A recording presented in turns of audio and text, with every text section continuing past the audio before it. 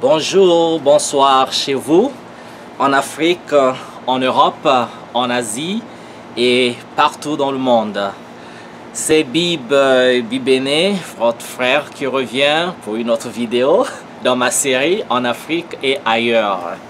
Et dans cette vidéo, je vais parler un peu d'entrepreneuriat, de comment créer la valeur, comment créer la richesse avec un peu d'argent. Et ce que je vais dire, je pars d'une expérience personnelle. Alors pour ceux qui vivent en Afrique et surtout au Congo, et pour ceux qui me connaissent, je m'adresserai particulièrement à vous parce que se faire de l'argent, c'est difficile, mais aussi c'est pas difficile.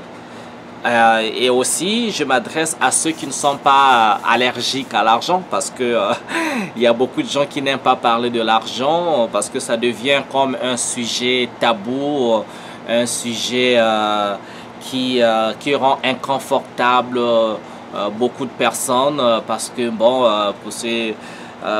les gens peuvent dire oui, il ne faut pas vénérer l'argent, il ne faut pas aimer l'argent, des choses comme ça.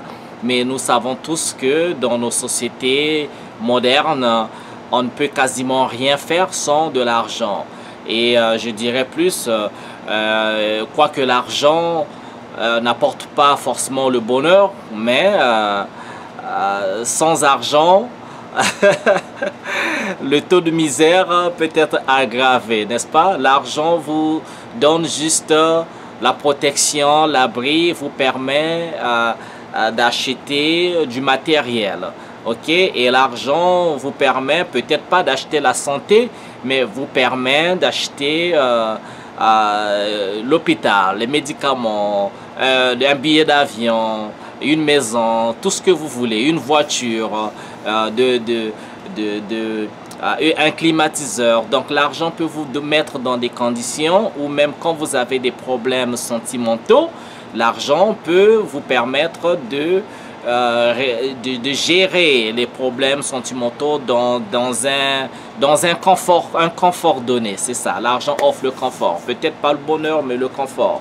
Et donc, si vous avez le choix entre être pauvre ou être riche, bon, c'est à vous de choisir. Mais moi, je pense que c'est très important pour un adulte d'avoir de l'argent pour juste se mettre à l'abri de la disette.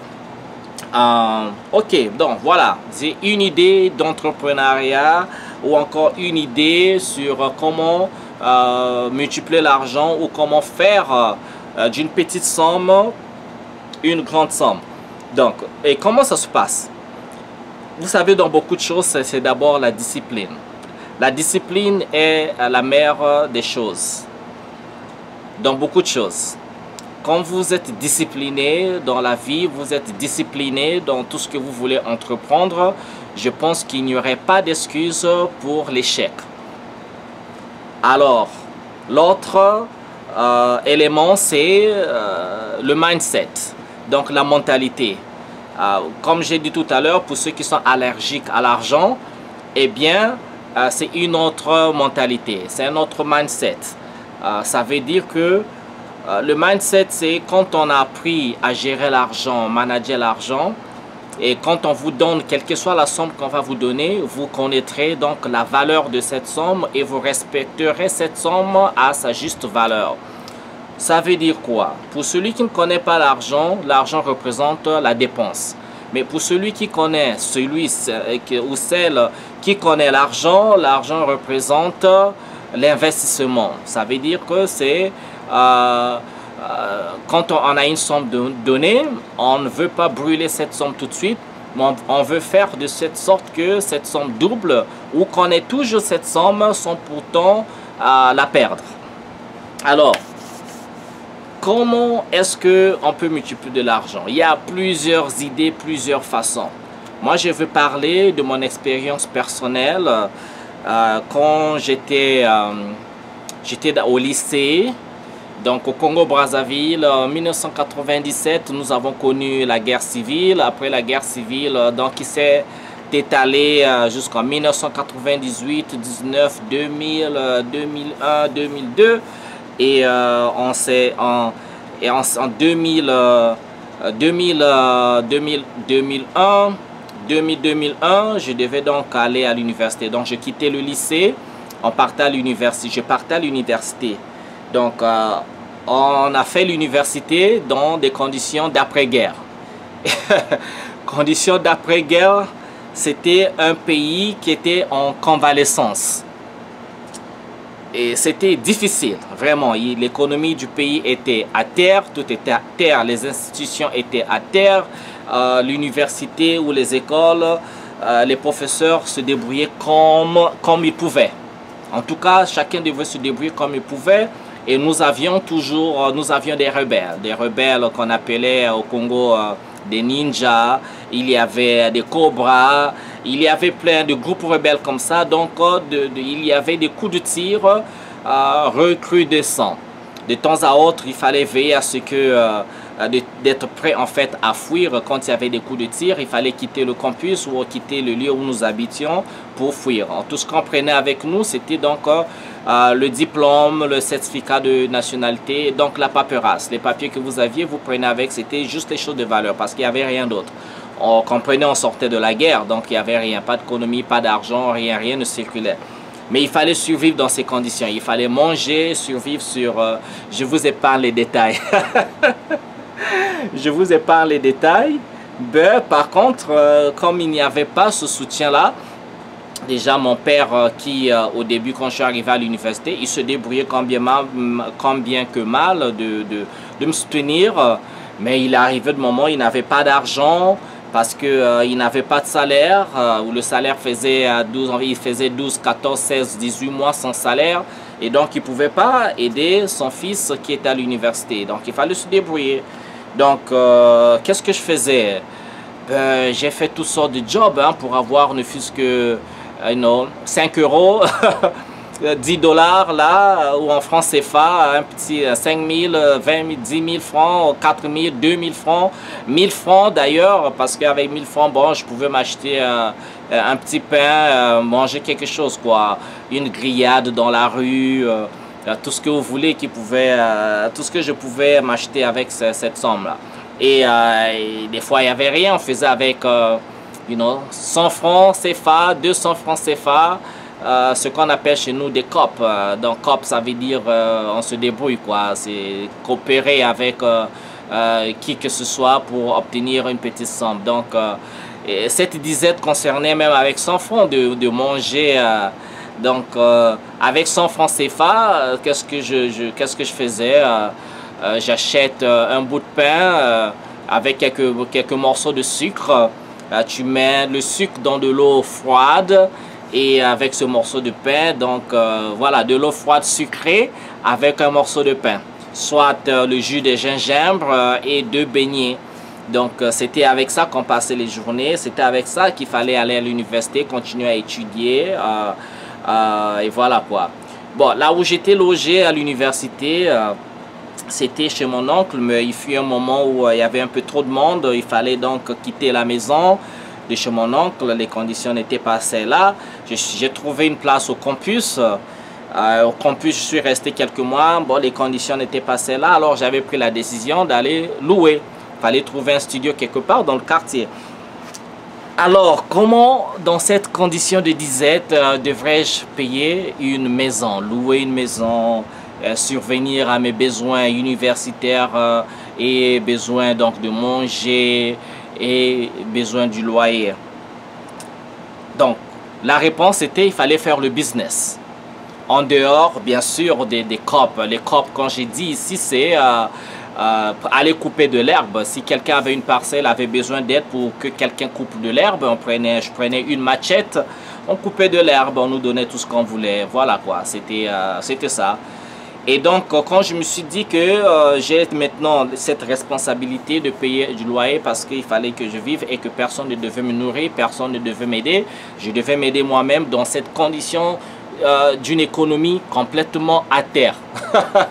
Mais vraiment à terre. Et je sais pourquoi je le dis, le contexte dans lequel je dis économie à terre. et je vous dirai pourquoi. Alors, j'avais pris la décision de faire un commerce.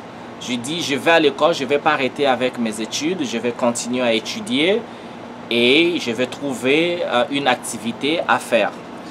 Alors, dans un quartier, une fois je passais, on appelle Plateau des 15 ans, il y avait un monsieur, ce monsieur il fabriquait des gaufres qu'on appelle communément au Congo les galettes. Alors je me suis approché du monsieur parce qu'il faisait du succès, les gens aimaient bien, ils achetaient une galette à 25 francs CFA, mais c'était de très bonnes galettes, ça attirait la clientèle, mais c'était tellement bon que voilà quoi, c'était vraiment très alléchant pour la bouche. Je me suis approché du monsieur, je lui ai demandé, mais écoute, moi je me suis présenté, mon nom c'est Bib, je suis étudiant à l'université Marie Ngouabi et donc j'ai un projet de faire un commerce, mais je trouve que votre business ça marche. Est-ce que ça vous dérangerait de me montrer comment faire des gaufres? Il était très gentil, il a dit pas de souci, pas de problème, je vais vous aider. Donc il m'a fait une liste des condiments, des choses qu'il fallait acheter pour faire des gaufres. Donc j'ai acheté la farine, le sucre, la levure, tout ce qu'il fallait. Et je suis allé voir et le gars chez lui il m'a montré comment faire, il m'a enseigné vraiment comment faire des bonnes galettes comme lui il le faisait. Alors, je me suis remis à faire les copes, donc à chercher l'argent parce qu'il m'a fait le budget, il fallait trouver une machine à faire des galettes. Et j'avais pas d'argent, ça coûtait dans le temps, je pense peut-être 25 à 30 000 francs CFA, ce qui était beaucoup d'argent les gars. Et je me suis battu, couper de l'herbe à gauche, faire de la manutention à droite, regrouper de l'argent et j'ai acheté ma première machine. Après ma première machine, donc avec mon petit capital regroupé, qui est un capital de moins de 50 000 francs CFA. Moins de 50 000 francs CFA, j'ai commencé à faire des gaufres. Mais comme j'étais à l'école, j'ai dit je ne peux pas m'asseoir dans un coin de rue à vendre. Alors j'ai pensé à la distribution. Donc dans mon capital, dans ce que j'ai acheté des pots comme ça, des petits seaux comme ça.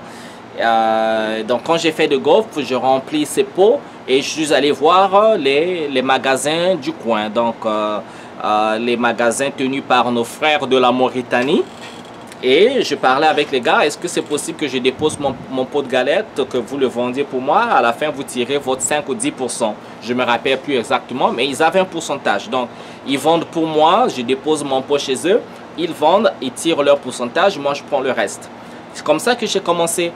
Donc j'ai posé mes galettes dans un premier magasin et donc je fais les dimanches, je fais mes gaufres le lundi tôt le matin, je fais la distribution, puis je vais à l'école ensuite et chaque fin de semaine, les samedis, je fais les récoltes. Donc j'ai commencé avec une machine, avec un magasin et petit à petit ça marchait. Donc après j'ai fait 2 pots, 2 magasins, après 3 magasins. Et après, ce que je faisais avec les bénéfices, je réinvestissais les bénéfices. Je réinvestis les bénéfices. Le but, c'était d'avoir 2 machines de gaufres pour augmenter ma capacité. Donc, après les 2 gaufres, 2 machines plutôt, j'ai acheté une 3e machine, une 4e machine. Donc, chez moi, le week-end, quand j'étais pas en train d'étudier, le week-end, les samedis, samedi soir, c'était ça consacré à faire les gaufres. Parfois, dimanche le soir, dimanche soir pour faire les gaufres. Donc j'étalais mes machines, je fais mes gaufres, j'ai commencé avec un pot comme je vous ai dit, après 2, 3, 4, 5, 6, 7, 8 pots. Et donc le lundi tôt le matin, je vais faire la distribution. Je vais avec mes pots, je passe dans des magasins, ils revendent, ils tirent 5% et autres. Alors en fin de semaine, quand je faisais mes récoltes, je vous assure les gars, je me retrouvais. Donc je m'étais fait comme ça un salaire, je pouvais payer mon loyer. Et je pouvais subvenir à mes besoins, donc avoir mon budget alimentaire, faire mes stocks alimentaires chez moi et quoi d'autre, voilà, les études, il fallait acheter des fascicules, imprimer des documents parce que on vivait dans un monde, c'était sans internet, même quand il y avait internet, l'internet était nouvellement arrivé, mais c'était très cher d'aller dans un cybercafé. quand tu as 500 francs CFA, tu avais le choix entre aller passer 30 minutes dans un cybercafé et manger. Bon, le choix était clair. Le choix était clair, il fallait manger. On ne partait pas dans les cybercafés pour faire la recherche. Il n'y avait pas de bibliothèque. Donc, on se basait sur les documents qu'avaient les professeurs ou encore les anciens. Les anciens, ce sont donc les étudiants qui avaient redoublé la classe ou qui avaient gardé leurs notes passées. Donc, il fallait parfois leur payer une bière, un petit jus pour qu'ils t'offrent. Donc, pour qu'ils te donnent leurs documents à imprimer, à faire des copies. Donc, c'est comme ça et que je me débrouillais. Donc, je suis parti avec un capital de moins de 50 000 francs CFA. Voilà quoi, me faire des centaines de mille francs, des centaines de mille. Je n'étais pas devenu millionnaire bien sûr, mais j'avais de l'argent pour subvenir à mes besoins. Donc après les gaufres, je me suis dit non, il faut que j'augmente ma capacité, quoi. Il faut ajouter autre chose à ça. Alors j'ai pensé à une idée de cabine téléphonique. C'est très courant en Afrique. Hein. Au coin des rues, il y a des cabines téléphoniques avec des petites, des pièces d'argent, de la monnaie. Vous allez vous appeler où vous voulez. Ben, vous êtes tarifé par rapport au nombre de minutes que vous passez sur l'appel. Et donc c'est ce que j'ai pris. J'ai acheté donc un téléphone dans le temps. Vous savez, les téléphones portables dans le temps, c'était le luxe. C'était des Motorola gros comme ça. C'est pas les iPhones que nous avons aujourd'hui. Un iPhone dans le temps, c'était incroyable, quoi. C'était un mythe. Un téléphone à écran tactile, mais non, c'était pas possible. Et donc, et comme j'étais à l'école, je ne pouvais pas m'installer là. J'ai fait lancer comme ça dans le quartier s'il y avait quelqu'un intéressé à être employé qui pouvait se faire un peu d'argent. Donc, comme on dit en anglais, I got a leverage, you know, I had to leverage. Donc, j'ai pris un jeune s'est intéressé à m'accorder quelques heures. Et donc, lui se mettait à la cabine téléphonique. Je lui ai fait un salaire mensuel comme ça. Et il était là. Donc, ça me permettait de continuer mes études. La semaine, j'ai fait mes récoltes, j'ai fait mes gaufres, en plus des entrées de la cabine téléphonique. Donc, j'avais commencé avec un téléphone également, ensuite 2 téléphones, 3, 4, 5 téléphones. Et c'est comme ça que je me suis retrouvé indépendant. Je ne voulais pas dépendre de mes parents ou de qui que ce soit pour payer ma maison, pour m'habiller et tout ce qui va avec. Donc, voilà. Donc, et j'ai dit que ça, c'est au sorti de la guerre parce que le pays était convalescent. Donc, la raison pour laquelle je l'ai dit, c'est pour l'évier les plaintes. Parce qu'il y a beaucoup de jeunes, quand on leur donne des conseils, ils ramènent, surtout au Congo. Hein, les gens me disent toujours, oui, l'économie n'est pas bonne, c'est pas bien, il n'y a pas d'opportunité. Mais moi, j'ai fait tout ça à une époque où c'était l'hécatombe. L'économie était complètement à terre, même si je sais qu'il y a des difficultés économiques en ce moment, en ces temps-ci, mais c'était rien comparable avec ce qu'on vivait dans ces temps-là. Et donc, pourquoi ce qui me sauvait, c'est quoi? C'est la discipline, les gars. J'étais jeune et je faisais pas ce que les jeunes souvent faisaient. Je ne prenais pas d'alcool, je n'étais pas coureur de jupons, et j'étais pas dans l'amusement, j'étais pas dans la dépense. Donc tout ce que je gagnais était bien calculé, c'était bien budgétisé. De l'argent arrive, je sais que j'ai une rubrique pour le loyer, pour le réinvestir, pour mes études, pour aider aussi mes petits frères, mes soeurs, les gens autour de moi, dépanner des amis, comme ça se passe chez nous en Afrique. Voilà, donc j'avais des rubriques et dans mes rubriques, il n'y avait pas rubrique distraction. Il y avait études, pas distraction. Il n'y avait pas de bière, il n'y avait pas de cigarette, il n'y avait pas... voilà quoi. Mais bien sûr, j'avais une copine aussi, hein, donc il y avait rubrique copine. Mais c'était des rubriques. C'était budgétisé, clair et net. Je ne demande pas, je ne dis pas que vous ne pouvez pas prendre la bière, vous ne pouvez pas prendre l'alcool, vous ne pouvez pas, voilà. Mais tout doit être fait de manière modérée, ok? La priorité, c'est votre objectif. C'est quoi l'objectif chez vous? Si vous avez un objectif à atteindre, alors il faudrait être très discipliné et consistant dans ce que vous faites dans votre activité pour atteindre cet objectif. Donc vous voyez que La somme que vous gagnez n'est pas importante, mais c'est ce que vous en faites qui est très important. Si la vision, c'est de multiplier cet argent, eh bien, avec la discipline, vous pouvez le faire. Si vous avez devant vous une entrave, ou ce que je dirais encore, une anicroche, quelque chose qui vous empêcherait d'avancer dans la direction de vos objectifs, alors il faut éliminer cette chose tout de suite. En tout cas, tout de suite, il faut éliminer. Parfois, il faut reporter la victoire, la célébration de la victoire. Parce que s'il faut célébrer tout aujourd'hui, manger aujourd'hui, il n'y a pas l'avenir, il n'y a pas objectif à court terme. Et à long terme, c'est l'hécatombe, les gars. Donc voilà, c'était ça mon expérience pour dire qu'avec un peu d'argent et beaucoup de discipline, vous pouvez devenir riche selon votre définition de la richesse. À vous de jouer, c'est ce que je voulais partager avec vous aujourd'hui. Merci de m'avoir suivi. Je vous souhaite bien le bonheur chez vous. On se retrouve pour une autre vidéo. Laissez un commentaire. N'oubliez pas de mettre un j'aime. Contribuez toujours de manière respectueuse.